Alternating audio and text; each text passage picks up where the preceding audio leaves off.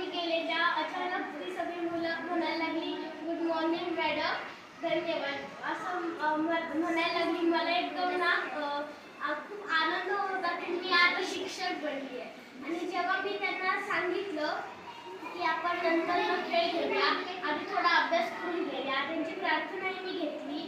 आणि ते एवढे दंगा करत होते म्हणजे त्यावेळेला मला वाटलं की आम्ही जेव्हा दंगा करतो तेव्हा मॅडमांनाही कसं वाटत असेल. मी त्यांना किती सांगितलं जरा गप्प बसा नाहीतर मॅडम ओरडतील. हां तर ते बोलले की नाही, ते मस्ती करत होते. नंतर मग मी त्याचे खेळ वगैरे घेतले, त्यांना आधी गणितं दिली, शुद्धलेखन यायला दिलं, कविता म्हणून घेतलं. आणि मला ते शिक्षक म्हणून खूप छान वाटलं. आणि आम्ही जो त्रास देतो मॅडमांना तर तेव्हा मॅडमांना कसं वाटत असेल ते मला आज कळालं.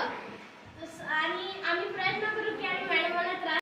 नमस्कार. आज 5 सप्टेंबर शिक्षक दिन. तर मला मुख्याध्यापक या पदावरती निवडलेलं होतं.